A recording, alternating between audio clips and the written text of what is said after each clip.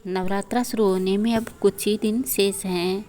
आज की वीडियो में मैं आपको बताऊंगी कि शारदीय नवरात्रा कब से कब तक है, घट स्थापना का शुभ मुहूर्त क्या है, माता रानी की पूजा विधि और कन्या पूजन कब होगा, अष्टमी और नवमी तिथि कब है, सब कुछ इस वीडियो में आज हम बात करेंगे। शास्त्रों के अनुसार नवरात्रि का पर्व पूरे 9 दिनों तक चलता है। शारदीय नवरात्रा अश्विनी माह के शुक्ल पक्ष की प्रतिपदा तिथि से शुरू होते हैं। पहले दिन कलश घट स्थापना की जाती है। नवरात्रि की अष्टमी नवमी को कन्या पूजन किया जाता है। बाद में नवरात्रि व्रत का पारण किया जाता है। पंचांग के अनुसार साल 2025 की शारदीय नवरात्रा कई शुभ योगों में आने के कारण बेहद खास माने जा रहे हैं। आज की वीडियो में हम जानते हैं क्या है वो खास कारण। साल 2025 की नवरात्रि बेहद ही शुभ है। इस बार माता रानी हाथी पर सवार होकर आएंगी, जो समृद्धि का कारक माना जाता है। हाथी की सवारी को बेहद ही शुभ माना जाता है। जब भी हाथी पे सवार होकर माता आती है तो दुनिया भर में सुख और समृद्धि लेकर आती है। इस कारण दुनिया भर में आर्थिक स्थिति मजबूत होगी। हाथी पर माता रानी की सवारी सभी राशियों के लिए बहुत ही शुभ फलदायी होने वाली है। जिन कामों में अब तक सफलता नहीं मिल रही थी, उनमें सफलता मिलनी शुरू हो जाएगी।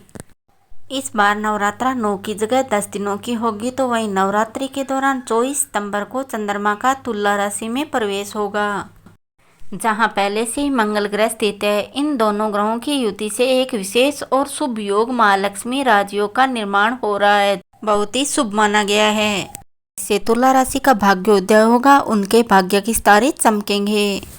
आइए अब हम जानते हैं शुभ मुहूर्त के बारे में। पूजा विधि, घट स्थापना का सही समय, सब कुछ जानेंगे इस वीडियो में। लेकिन पहले आप अगर मेरे चैनल पर पहली बार विजिट कर रहे हैं तो वीडियो को लाइक और चैनल को सब्सक्राइब जरूर करें। बेल का बटन अवश्य दबाएं ताकि मेरी महत्वपूर्ण वीडियो की जानकारी आपको मिलती रहे। कमेंट बॉक्स में जय माता दी लिखना ना भूलें।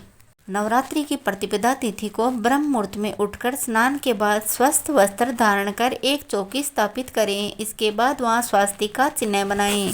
कोई भी पूजा ब्रह्म मुहूर्त में की जाए तो उसका दुगना फल प्राप्त होता है। हमारे शास्त्रों में स्वास्तिक को बहुत ही शुभ फलदायी माना गया है, जो समृद्धि का प्रतीक है। इसके बाद रोली और अक्षत से टीका करें। इसके बाद विधि विधान से माता की पूजा करें। पूजा के पश्चात कलश स्थापना करें। साथ ही कलश में अशोक के पत्ते या आम के पत्ते लगाकर इसके ऊपर चुनरी लपेटकर एक नारियल स्थापित करें। आप जय अम्बे मां का आह्वान करते हुए दीपक जलाकर विधिवत पूजा करें। शारदीय नवरात्रि का पर्व 22 सितंबर सोमवार से शुरू होगा। प्रतिपदा तिथि का प्रारंभ 22 सितंबर प्रातः 11:23 पर होगा और 23 सितंबर प्रातः 6:55 पर प्रतिपदा तिथि का समापन होगा। घट स्थापना का शुभ मुहूर्त कुछ इस प्रकार रहेगा। वो 6:09 से 8:06 तक और घट स्थापना अभिजीत मुहूर्त प्रातः 11:49 से 12:31 तक रहेगा। तो आइए जानते हैं माँ के किस रूप की किस दिन पूजा होगी। इस बार प्रतिपदा तिथि 30 मार्च 2025 रविवार को है, जिस दिन माँ शैलपुत्री की पूजा होगी। द्वितीय तिथि 31 मार्च सोमवार को है, जिस दिन माँ ब्रह्मचारिणी की पूजा होगी। तृतीय तिथि मंगलवार माँ चंद्रघटा की पूजा। चतुर्थी तिथि 2 अप्रैल 2025 बुधवार माँ कुष्मांडा की पूजा। पंचमी तिथि 3 अप्रैल 2025 गुरुवार माँ स्कंदमाता की पूजा होगी। षष्ठी तिथि शुक्रवार को माँ कात्यायनी। सप्तमी को माँ कालरात्रि। अष्टमी और नवमी को माँ दुर्गा और माँ गौरी सिद्धिदात्री की पूजा होगी। जानते हैं कन्या पूजन कब होगा और उसका क्या महत्व है। नवरात्र के आखिर में कन्या पूजन करने का विधान है। अश्विनी माह के शुक्ल पक्ष की अष्टमी या नवमी तिथि पर कन्या पूजन किया जाता है। मान्यता है कि इससे व्यक्ति को पूजा का पूरा फल मिलता है, जीवन में खुशियों का आगमन होता है।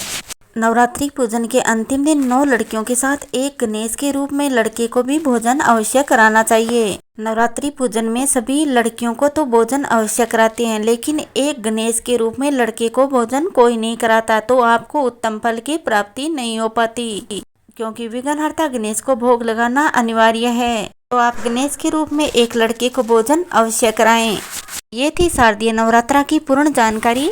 अगली वीडियो में मैं आपको बताऊंगी कि किस दिन किस माता को किस चीज का भोग लगाना चाहिए और कौन से वस्त्र धारण करना चाहिए। तो ये सब कुछ जानने के लिए आप मेरे चैनल को सब्सक्राइब कर लीजिए। कौन सी माता को क्या चीज का भोग लगाने से क्या फल मिलता है, ये भी मैं आपको उस वीडियो में जरूर बताऊंगी।